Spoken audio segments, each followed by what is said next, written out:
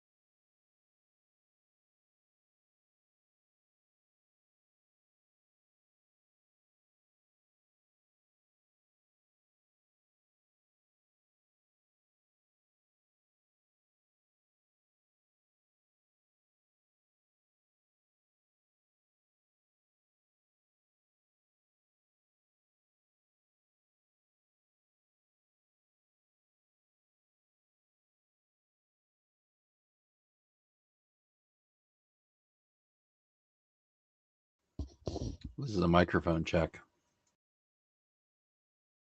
It works.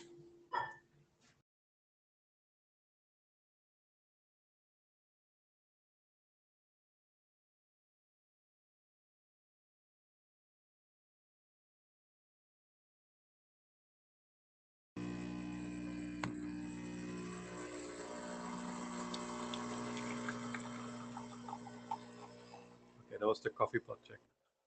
I was going to say, is that a coffee pot? Hello, I think we shall start. I think that Margaret will join us later, I hope. So this is a RADEXT interim meeting, and we are going, well, first, let me go through the usual slides, chair slides. So, note well, you know this very well, but once again, this meeting is recorded, and all that you speak, tell us at this meeting is the subject of IETF IPR. So, live in code of conduct, so please behave respectfully to other people. And the meeting details, you can find the meeting slides, the Miteco, well, if you're here, you already know the Miteco link, and the link for note takers, and chat room, the lib. So we need volunteers for note takers, note taking, at least one, better two. So any volunteer?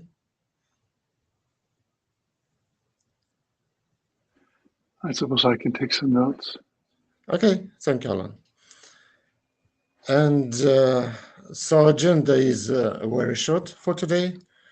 We're going to discuss draft TLS, DTLS, using radios with TLS, DTLS, and just enumerate the remaining issues for this draft.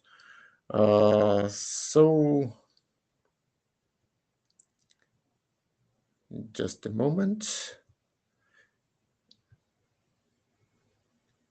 So Jan-Fred, do you want to control over the slides? No, I think you can. Okay. No problem. Just Okay. Tell me. Next. Okay. Meet Echo was or was suggesting that you don't hear me, but apparently you do. Interesting. We do. Okay. Then there was some interesting stuff going on. Okay. Yeah. So a short update on what has happened and what still needs to happen. So you can go to the next slide. So the last we looked at the draft was in IETF 121 in Dublin, And since then, I have published a new draft version very closely to this interim. So I think it was Friday. I'm very sorry for that. What the differences to the old version 03 were, basically I just did some minor wordsmithing. I had some typos in there, and I fixed some small things. And based on a few pull requests, we did shift a few sections a little bit around to better match the overall flow, because there were some sections there was text in the TLS specific section that actually applies to both TLS and DTLS.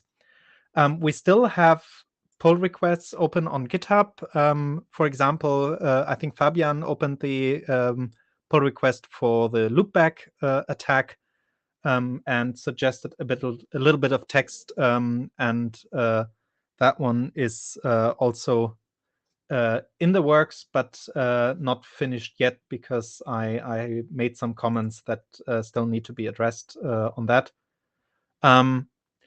Yeah, and I have to say, unfortunately, the decisions we or the conclusions we drew at the last interim, I have not fully executed everything that came from that.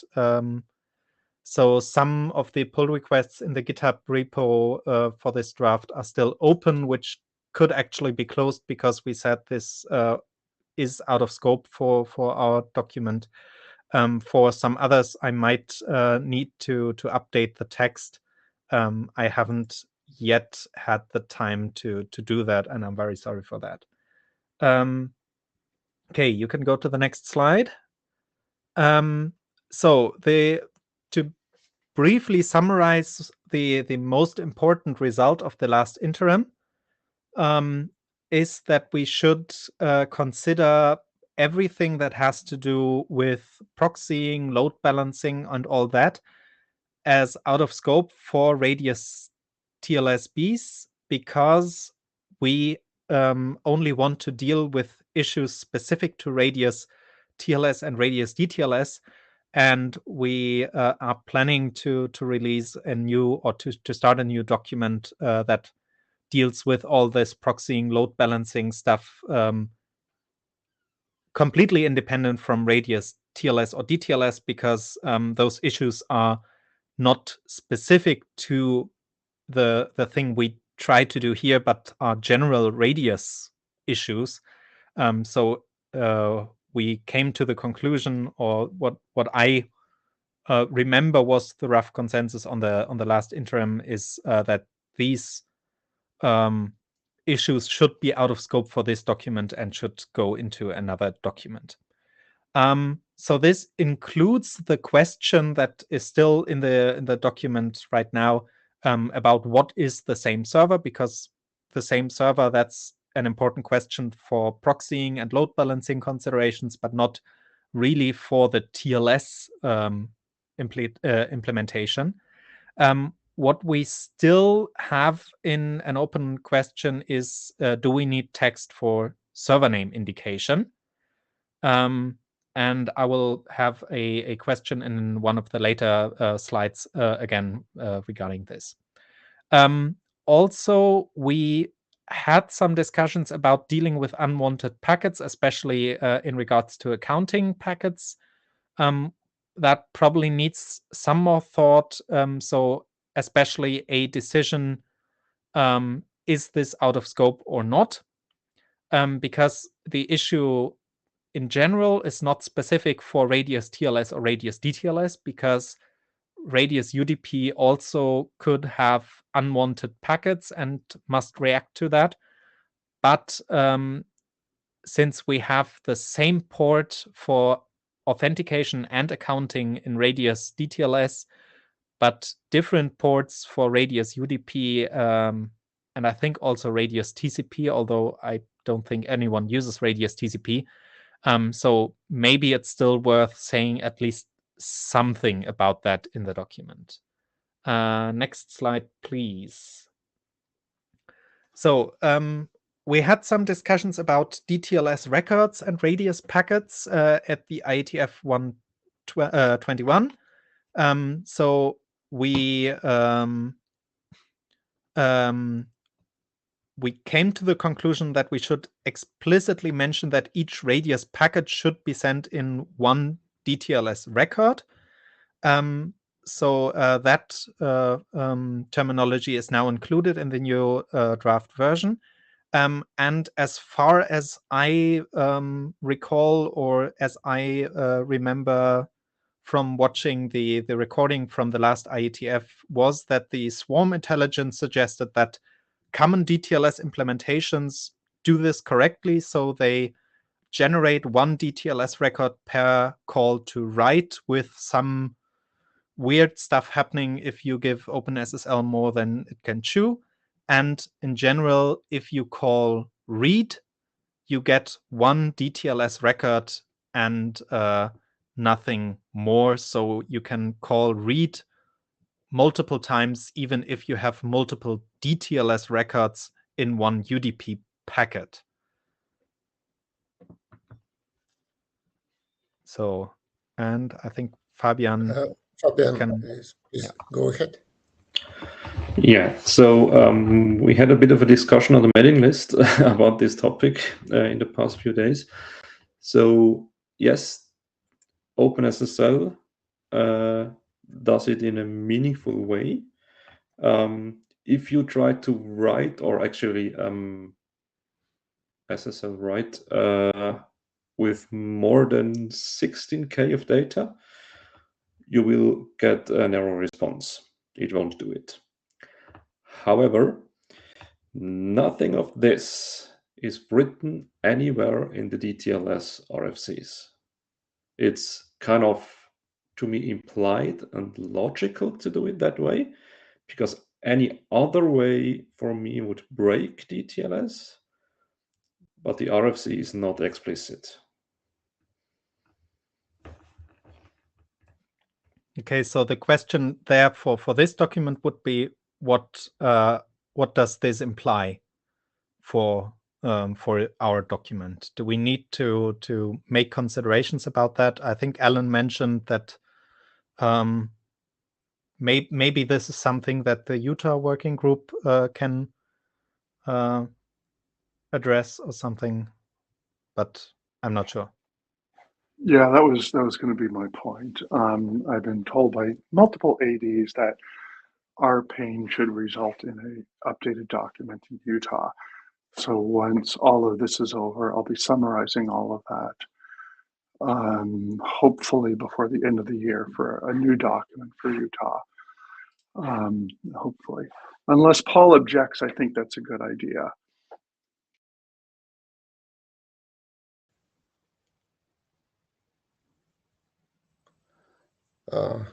And can you please bring this issue to the Utah mailing list so that Yep. people who are active there see this?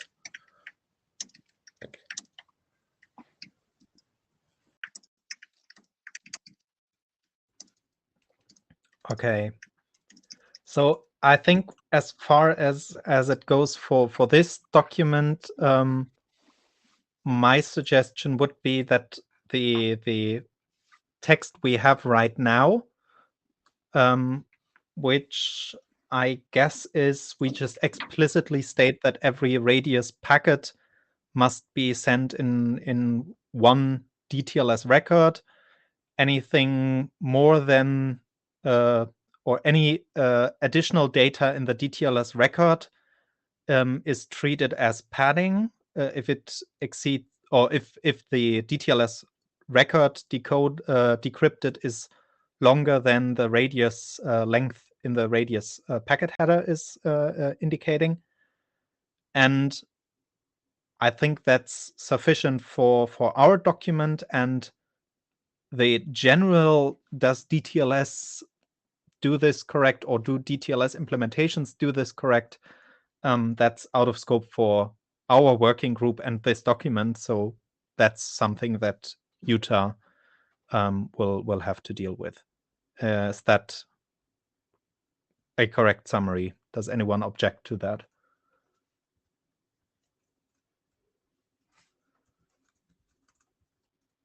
I think it's worth explaining here, but yeah, just as an implementation note, which is what we've done in the other documents like the PSK one.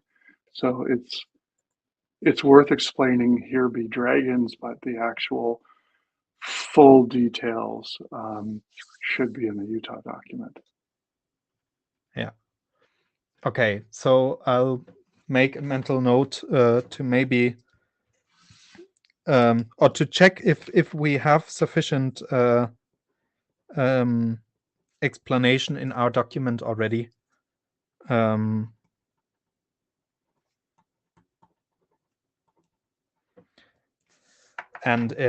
when we don't have it, then I'll add a little bit.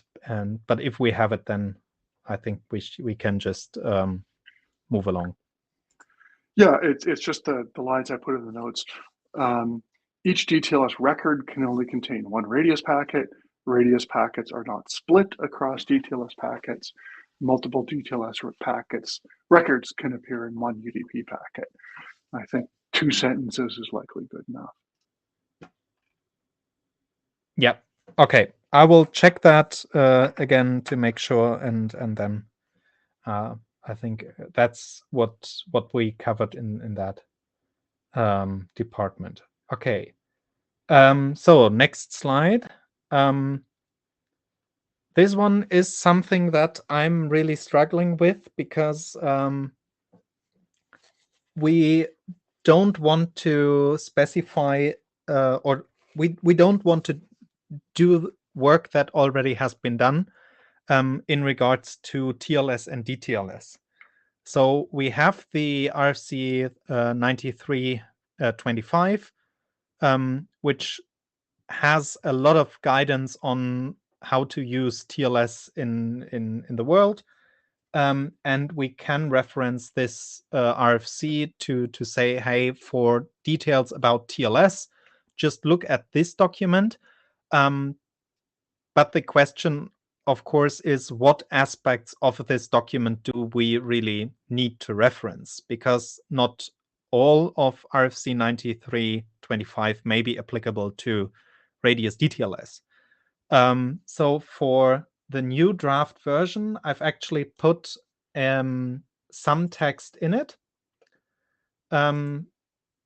because it was a standing to do since a lot of versions. So now I've just explicitly stated that, let me find it. Where did I put it?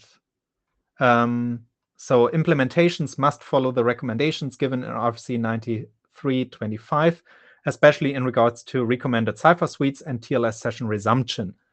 The question now is this sufficient? Is this not good? Should the wording be different? Should we mention a server name indication? Should we mention ALPN, especially also with radius 1.1 in mind? So anyone has any opinions about that? I think it's worth avoiding ALPN. That's not part of this spec. I think it's worth suggesting SNI because that has substantial benefits. And as a minor nit, I'd also reference BCP 195 because that's the overarching standard which RFC 9325 appears under. So new RFCs can appear in the context of BCP 195 with updated cipher suites and all this. And so that way we don't have to update this document if someone decides that there's a new cipher suite mandated or forbidden.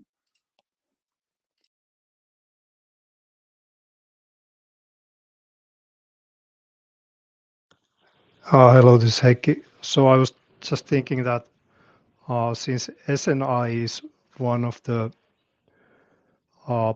ideas of how to handle this selfie attack, is this related to that also? So if SNE is useful for avoiding the selfie problem, does this relate to that? SNE here, does it relate to avoiding selfie attack in general? I think using SNI has the possibility to counteract at least some of the selfie attack scenarios. So maybe it is worth mentioning it. I would have to look.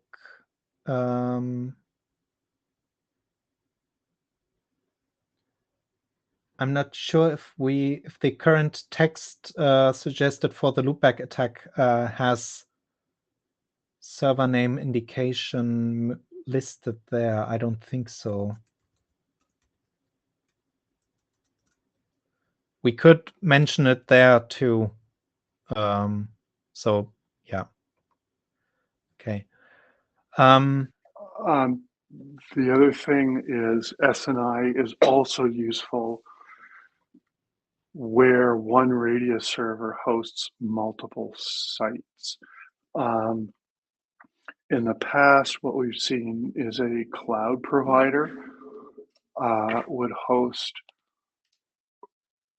multiple sites and then would tell the clients to use the certificate of the cloud provider, not of the company that they wish to connect to.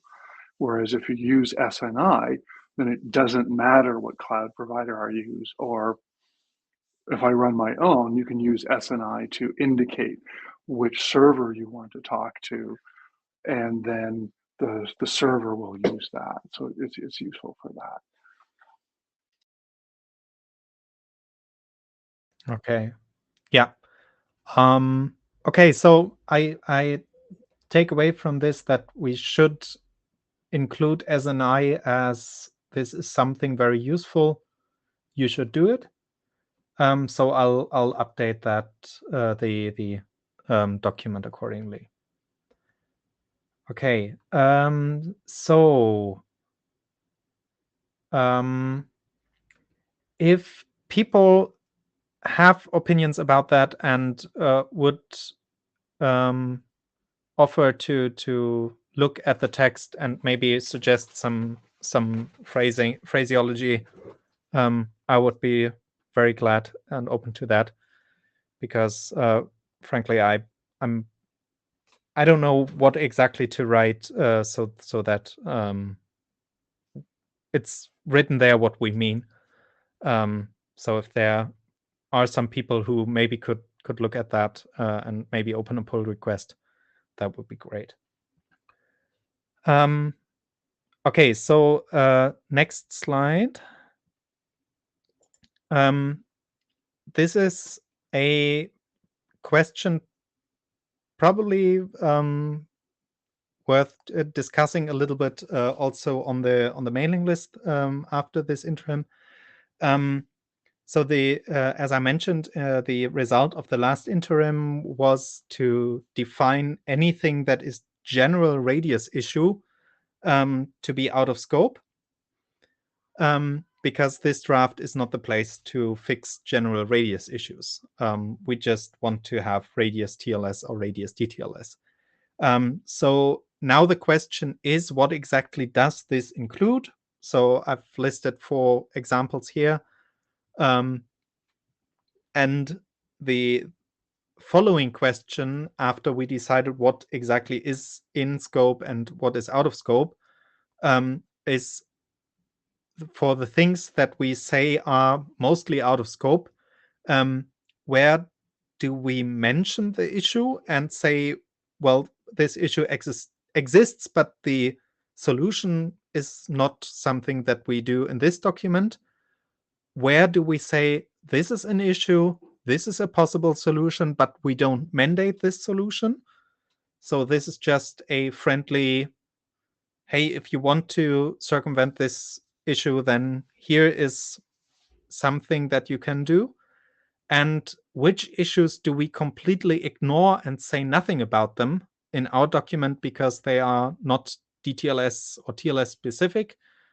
And it's better not mentioning them at all than mentioning them and not giving any solution. So one example that I mentioned earlier already was the behavior with unwanted accounting packets, where the handling of the response affects the general connection, the forwarding between UDP and TCP, and with that also duplicates and retransmissions on TCP-based connections. This is something that we should look at, and we still have a paragraph that recommends that local radius applications should be aggregating to a machine local proxy, which then handles all the radius outgoing radius connections, so that not all of the local radius applications have to keep the state of which radius server is alive and which is not, and all that. So the question now would be, which of these are important enough that we mention them? Where should we give a solution, and where should we just ignore them?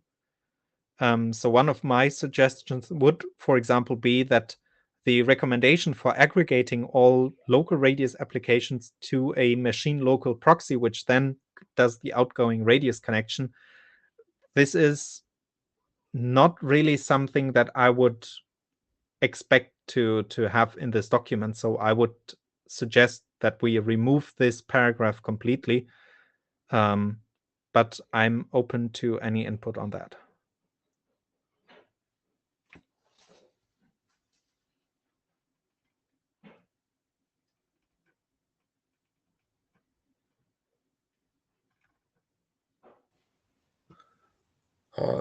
Speaking as a participant and not as a chair.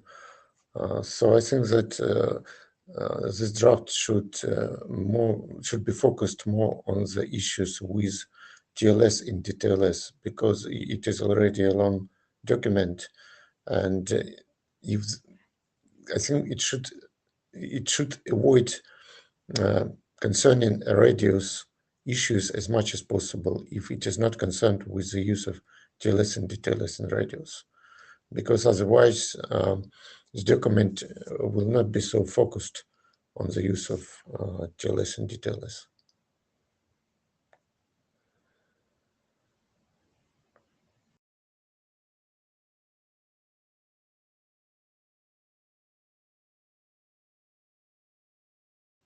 Alan, go ahead. Sorry. Yeah, I'm always a big fan of explaining things in excruciating detail. I mean, I have weekly discussions at this point with vendors who go, well, the RFC says I'm allowed to do that, when it doesn't, and they do crazy things. I agree with Valerie that this is not really a subject for this document, but it may be worth leaving in a sentence or two of, by the way, there are issues, these are the issues, we're not addressing them, sorry, just so that people know.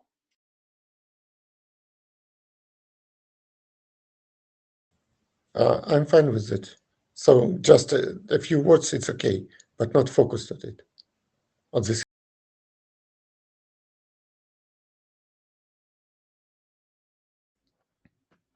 So I think there's a difference in telling people, hey, this is something that you should look at.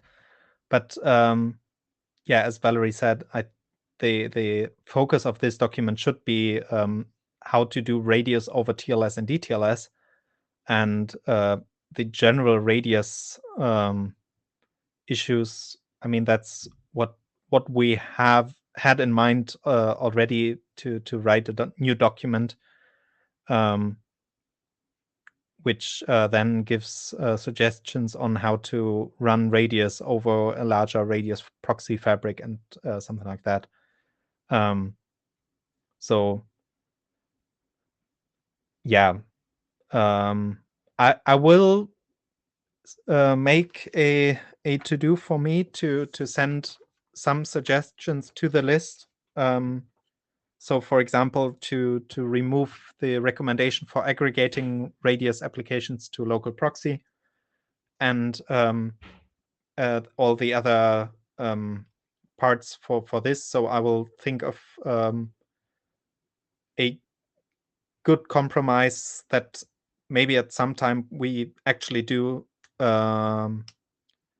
mention the issue and give a brief overview of what might happen if you don't look at that. But I think most of these issues that I've listed here are mostly out of scope for TLS and DTLS.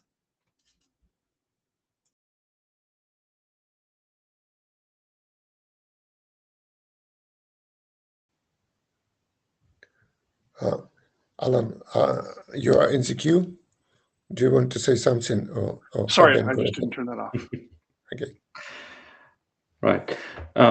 Regarding the unwanted packets, I think this is actually an issue specific to DTLS, because we create this issue by sending all the packet types to the same port.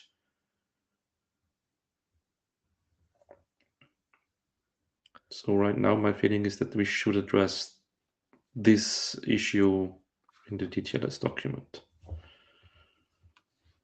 Yeah, TLS and DTLS are the same here. Yeah, I don't really know what to suggest here, which isn't protocol changes, and it's hard to make protocol changes at this point. Yes, well, I did write something about 2 weeks ago. I went through it a little bit.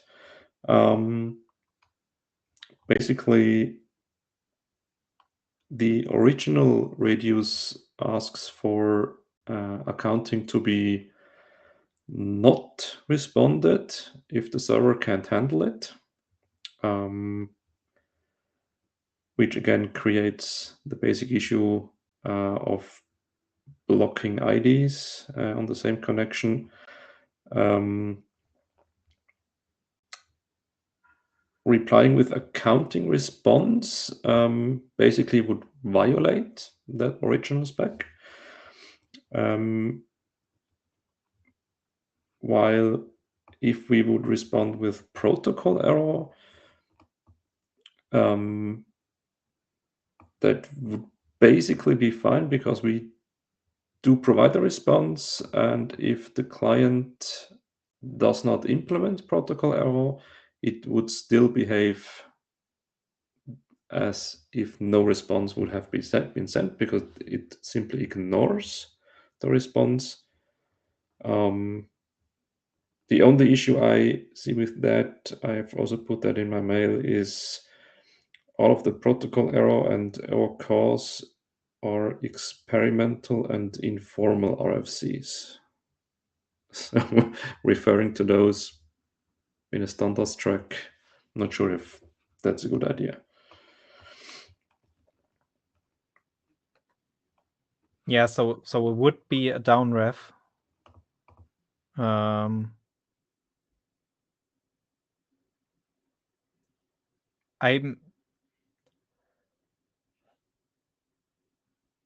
I think this is one of the harder decisions, because of course we created this issue when we started to use accounting and authorization on the same port, but again, there is. I'm not sure if there is a recommendation or any mandatory language in the radius RFCs that forbids using accounting and authorization on the same radius UDP port. I think it Sure. is forbidden. It explicitly says that accounting must be sent on this port, kind of 1813. So Yeah, for me, I don't really care. I never understood why the ports were different. This is practices that go back to before my time. There may be some benefits to having different ports. Logically, different kinds of packets can be filtered or firewalled differently. But this was an oversight in 6613 and 6614, and arguably even in the original accounting RFC, that if you don't know what to do with the packet, you just ignore it. Here, I can't think of much that would go wrong if we use protocol error, and if us and the ADs and all that are okay with the downref, we could recommend the use of protocol error, and people who are willing to use it and pay attention will get the benefits, and others, as Fabian said, will ignore.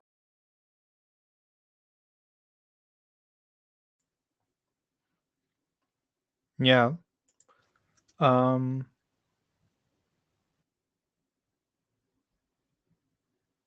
Okay.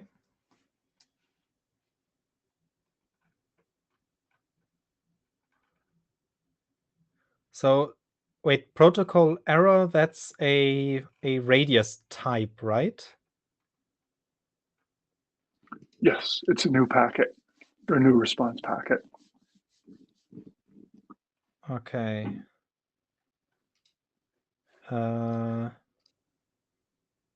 Okay, yeah.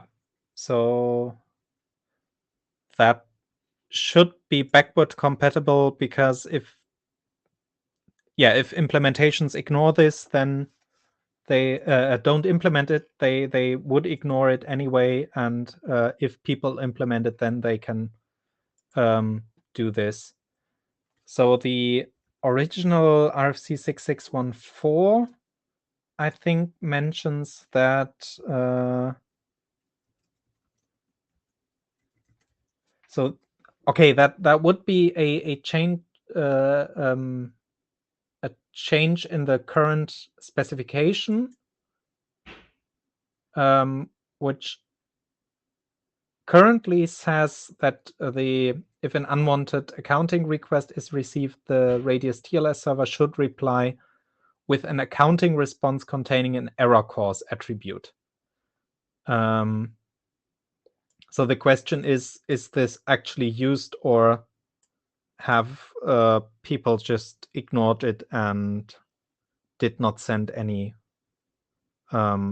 back? Yeah, I don't know if anyone does that. I don't remember where that text comes from, but I know eventually I looked at that and went, I'm not going to do it.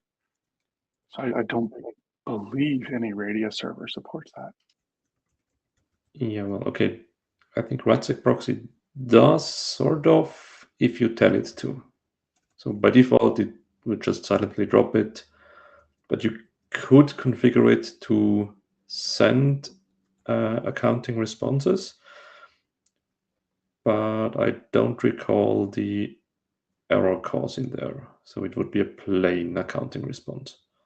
Kind of faking it. Yes, I received it and I did something with it according to the original spec, even though you are not actually doing anything.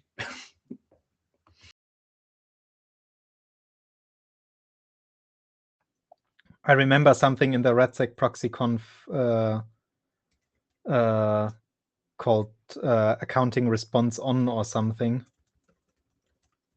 Yes, exactly. And then you can either choose to actually log it or just be silent, but respond anyway for clients that have issues if you don't respond.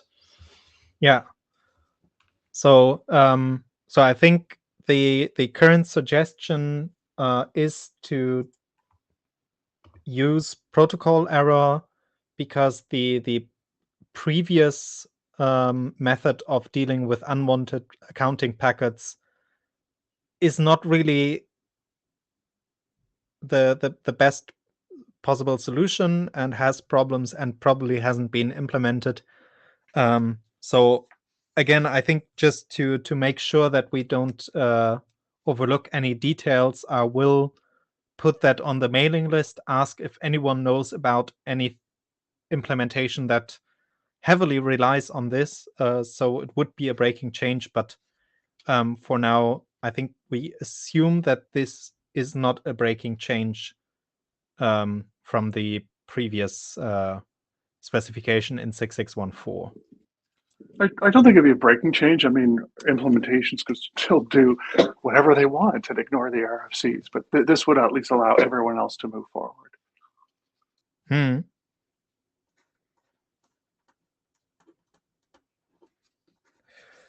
So the for that, I think we have a little bit of a following problem, because the current specification says a radius DTLS TLS accounting client receiving such an accounting response, or in our case then protocol error, should log the error and stop sending accounting request packets.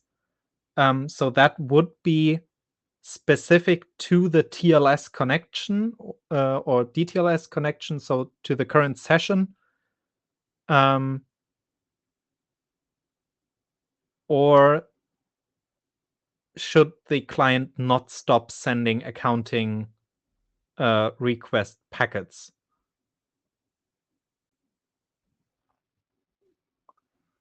Yeah, we'll have to confirm that on the list. My 2 cents would be it should just stop.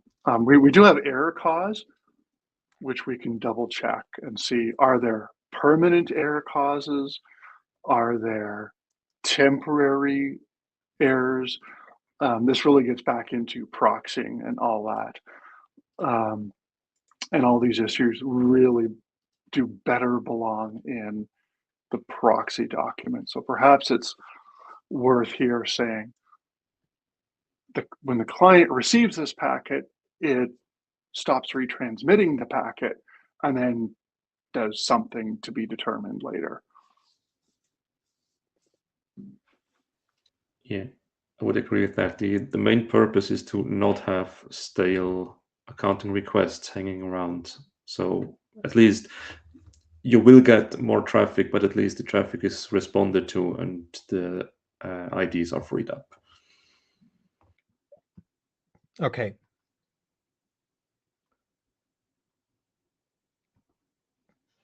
Yeah, that sounds good. Okay, so I think that's most of what I had on this slide. For the forwarding between UDP and TCP, I think so the main issue that we had there is that UDP and TCP have very, very different handling of retransmissions and duplicates. So I think this all is maybe worth noting, that there be dragons, but the details of the solution should be out of scope for this document, because retransmissions and duplicates and all that is a radius general issue and not an issue specific to radius TLS. Any opinions about that?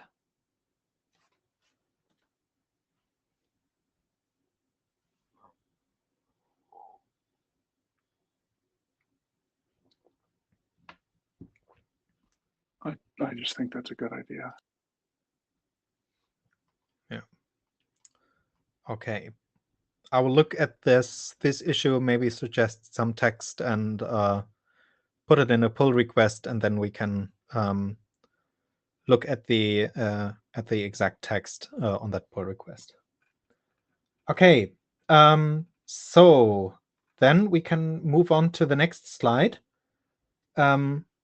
which is another open issue regarding dynamic discovery. So RFC 7585, which is still experimental. And the question is, how much of the functionality of RFC 7585 should we include in this document? So the SNI part is probably the most important part, and we already had this a few slides back. So including SNI probably is a good idea, even including SNI in this document, because we can use SNI in dynamic discovery scenarios. For example, or the example that I use where SNI can be useful is if you have DNS NAPTA records pointing to finally the same server but via different server names. For example, eduroamexample.com for a server that is in the eduroam federation, and openroamingexample.com for the open roaming federation, and the proxy server presents a different certificate depending on which server name the client included in the server name indication. So if it used eduroamexample.com, it presents a certificate that is trusted by eduroam clients, and if it's openroaming.example.com, it presents an open roaming certificate. So this is, I think, a very good reason to include SNI. But for this document and its relationship to RFC 7585, I think we have three options, which is to just issue a downref and say, hey, 7585, it's an experimental, but it is used, and we just have a downref to an experimental RFC here. Option 2 would be to change the status from experimental to proposed standard. I'm not sure if that is the best way to go. So the third option would be to use or to write in a 7585B's document, which probably means that we still downref 7585 in this document, because I don't want to wait for the 7585B's to finish before publishing this draft. So the upside on having a 7585B's is that we can reevaluate some of the aspects mentioned in 7585. For example, I'm not sure if anyone uses the subject alt name other name NAI realm. I'm not sure if that is actually used. Maybe some of the text there is also a little bit too easy, should be reevaluated. So maybe that is a reason why it cannot be moved from experimental directly to proposed standard without a B's document. But for now, my suggestion would be to just have a downref to 7585 and include some of the 7585 mechanisms in this document as well, or at least have this in mind, for example, with server name indication. Any thoughts on that?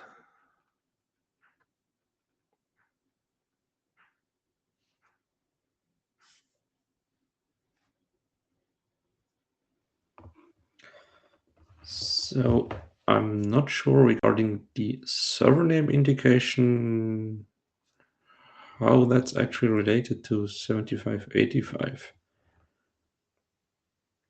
Because the server name is the server name. We should announce that in TLS, but the contents of the SNI are defined. It's the server name and nothing else. Other than that, I'm not sure how much reference to 7585 we actually need. maybe for the NAI realm, but other than that, Yeah, so the server name indication, it's something that helps for scenarios where we use dynamic discovery. So that's I don't think 7585 even mentions server name indication, but we could include SNI as this may be useful if dynamic discovery according to 7585 is used.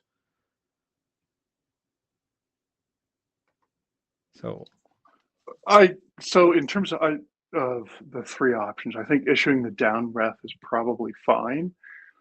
We'll double check. I would also say that SNI helps even when you don't use dynamic discovery. And that's just back to the cloud provider, right?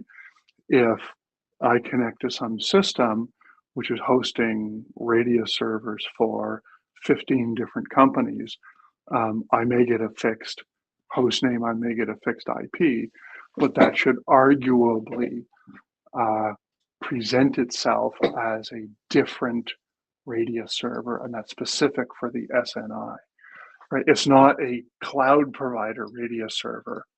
It's my Radius server hosted in the cloud, and that's what SNI is for. yeah, so I think for now, downref, the SNI is in general a useful thing. So we just will just include that anyway.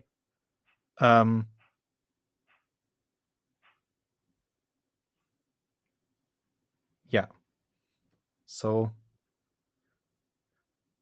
I actually have a list of issues in the GitHub repository where I have a list of ID nits with downrefs and obsolete normative references where I have a little bit of explanation for each of the nits that is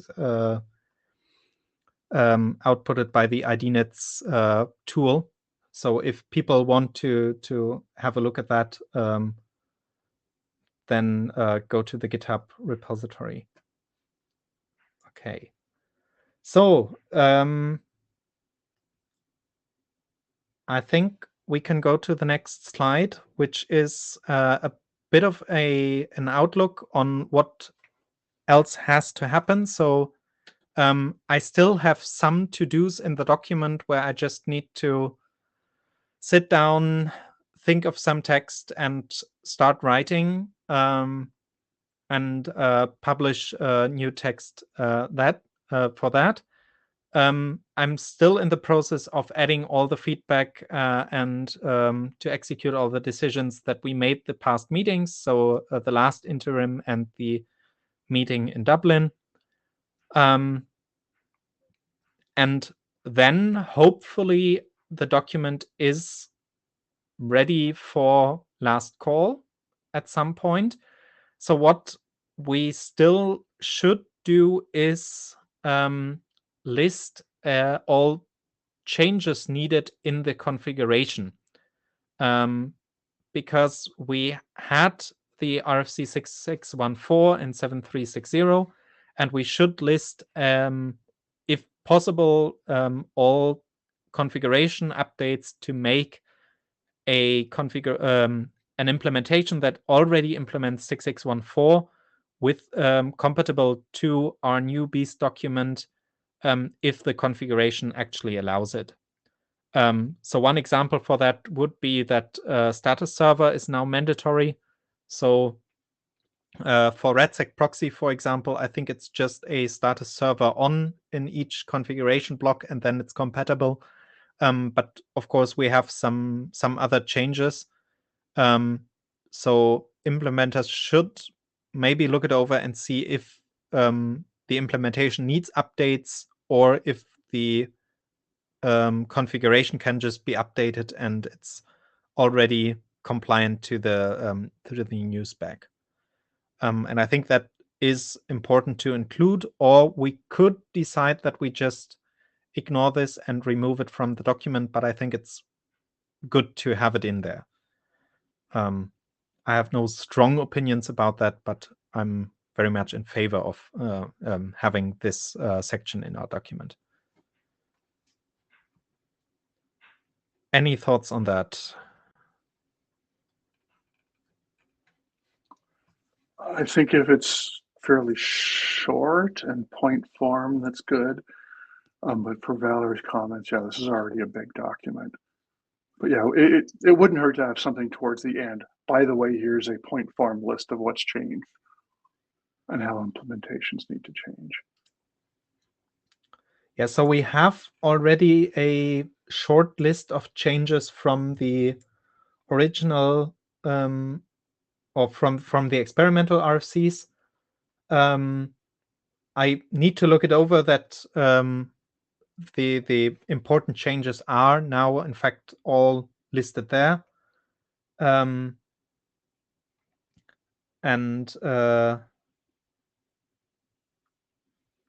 that everything is listed there. So the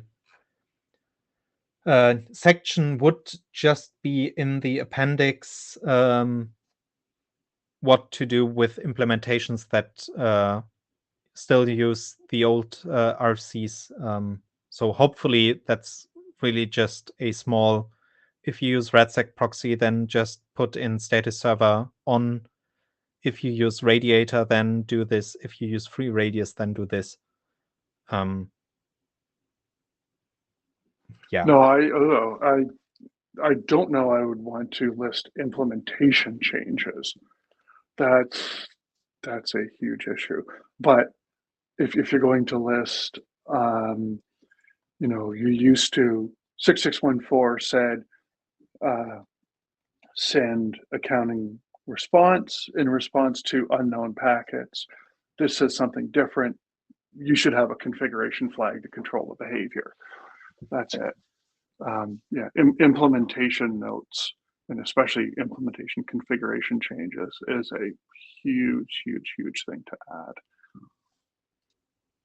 Okay, so I think that's just something that I copied from 6614 because there was in the appendix an implementation overview for Radiator and RADEXT proxy.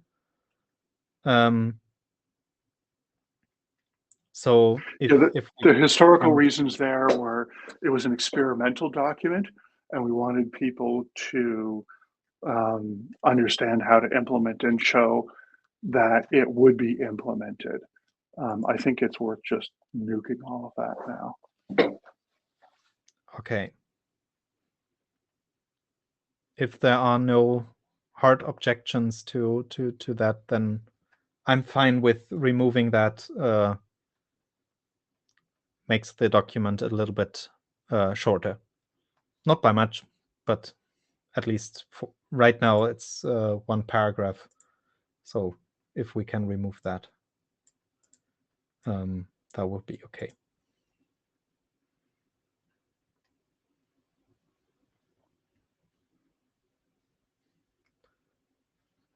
Okay.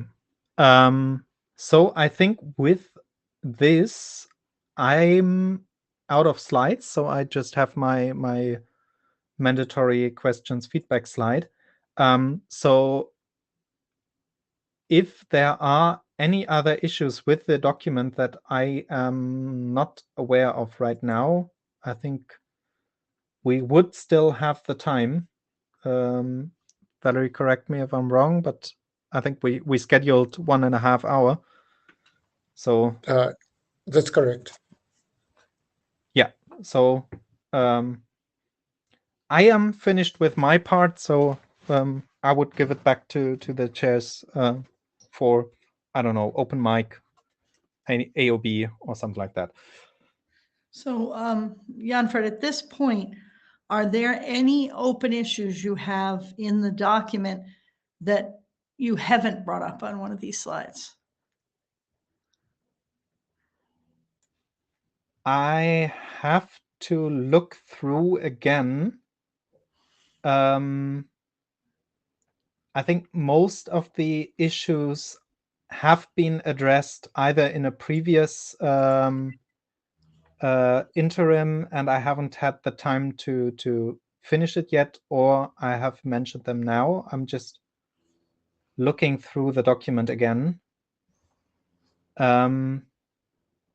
Well, I think our hope at this point is that we would have talked about all the issues and that you would get an update done before the cutoff for Bangkok that would let us put the document into last call either during Bangkok or immediately after or something, but to tell people that it's going into last call because as far as we know, there are no open issues, which we can't really do if there are open issues that we haven't talked about at all. So, so do you think we're close to being able to do that? I mean, we may get a bunch of issues from the first last call. So I'm not asking you if you think the document is perfect, but are you close to having enough information to put out a document that has nothing in it that says this is an open issue, this is an open issue before Bangkok? Do you think you're in good shape to do that? So the ID cutoff is in 1 week. So I am confident that I can remove all the to-do notes in the current document, and I will look through all the recordings of the last interims and fix the open issues that we have in the GitHub repositories. But I think I should be able to push a new document version before Monday, that we can have a last call by Bangkok. Yes.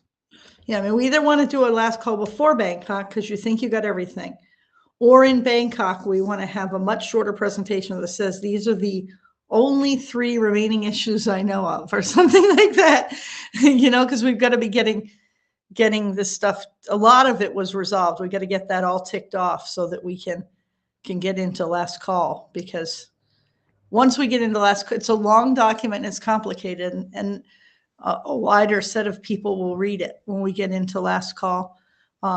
We should send it again through some of the review teams for early review when it goes into last call, just because it's a very long document and we don't want to just send it to the ISG without having gotten a lot of eyes on it that know TLS and know Radius and know EAP and know, all of these things. Just a couple of moments. First, Jan-Fred, if you happen to not do the update before Monday, we can ask the Secretariat to manually post the document. So it's the last resort. So we can publish it before the Bangkok, but after the deadline. It's not good, but we may do it.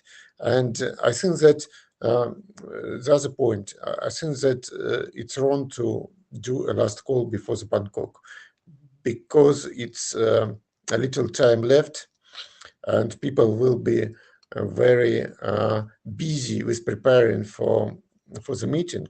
They will try to prepare their own slides, presentations, and so on. And I think that they will pay less attention. So I think that we would have to give longer. We couldn't give a 2-week last call, certainly, before Bangkok, but we could say it's ready to go to last call and give longer to get answers. Yes, sure. Just so that the last call will happen, will be prolonged after the Bangkok, at least 1 week or 2 weeks, so that people who return from the meeting will have time to review it. Yeah, that 1 week after people are flying back. So usually you give the whole 2 weeks after the meeting. Just make sure you don't miss anybody altogether. Heikki? Yes, there was just this link that I posted to the chat. It's one thing that I noticed that is a certain feature in TLS 1.3 that, for example, HTTP2 RF says that it's not needed with HTTP2, and the feature is this so-called post handshake certificate request message that the HTTP TLS server can send. I think basically the idea is that if you try to access a path that is more secured, then the server can ask the client to provide a certificate and do this kind of stronger authentication. But since we are using certificate authentication to the both directions, so that both the server and the client are sending certificates,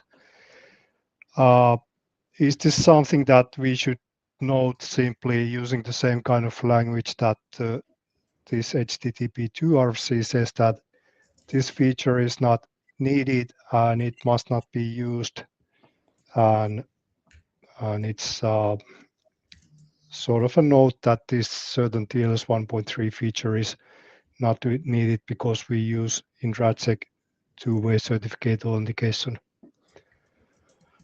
So I don't know. I tried what happens with, for example, Open SSL, and the client just simply sends the same certificate by default that it has used earlier with no modification in the application or the radio server. So I can sort of put this on the mailing list, but I would say that this doesn't really require anything much other than maybe saying that this TLS 1.3 certificate request by the server is not needed. And even if that can be debated, that do we need to mention these kinds of random TLS features in the document. So that's about it. Just something that I noticed that TLS provides, and for example, HTTP2 says that it's not needed, and maybe if they say that it's not needed, do we need to say that it's not needed? Because we use certificates in both directions anyway. So not a big deal in any case, so I don't think that it's a major thing at all. I'll definitely have a look at it. I think I've put a link to RFC 9325 to the section there where post handshake authentication is listed. We mandate mutually authenticated TLS, so I'm not sure how this applies, but I'll definitely have a look. So maybe to come back to the discussion on last call, I think it would be good to have a probably brief presentation at the Bangkok meeting, and then decide after the Bangkok meeting if no big issues have come up there, then we can start a last call, or if people are shouting and screaming and running with pitchforks, then we can address the issues that they raise there and do a last call after that. So that would be my suggestion. I will push a document update before Monday, and then when people are happy with the document in Bangkok and don't bring any issues, then we can issue the last call. I think that's the best way forward.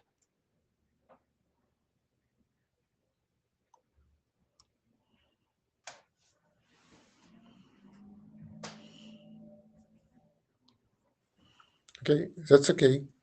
Margaret, what do you say? Yes, sounds good.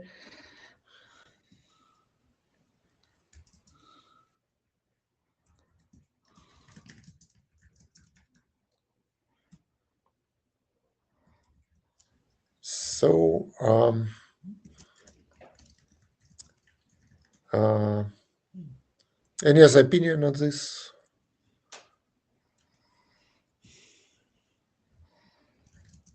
Okay. So, I think that we are through with this document. So we have 20 minutes remaining. So if you have any questions, open mic. The one comment I will try to open up here this week is a paragraph on fragmentation issues for DTLS. And that's really not much more than a paragraph. There are fragmentation issues. They're worse than for UDP. Be aware of it. DTLS is likely useful only within a local LAN and not outside of that.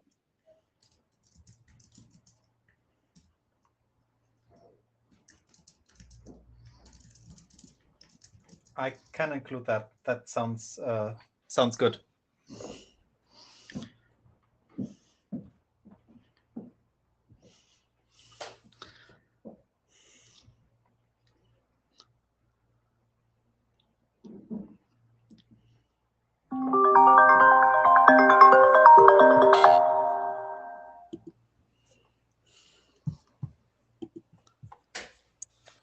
Okay.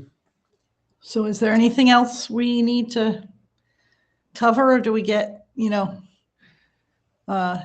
minutes of our life back, Valerie? Yes, we have 18 minutes.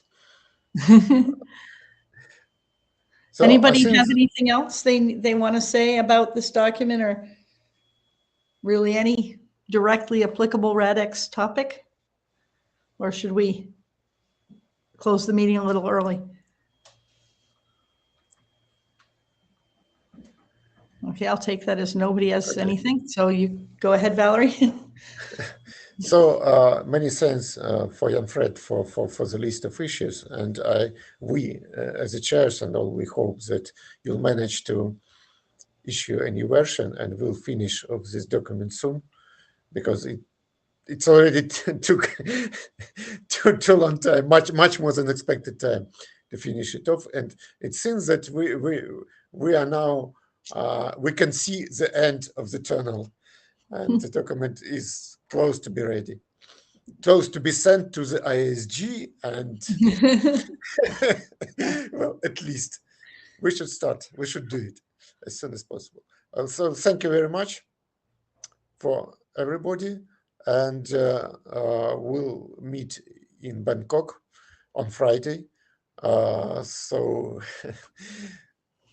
I think we'll Just a discuss. quick note, who will be there? I'll be there. I think Janford's supposed to be there. It may be a small meeting. I will not be there physically. I can't. I'll afford to get there. I'll be there. Anyway, the meeting we'll have a meeting. Some of us will be there, some will be remote, but we'll have a meeting then to discuss. So thank you. See you all in person or remote. Bye-bye. Bye.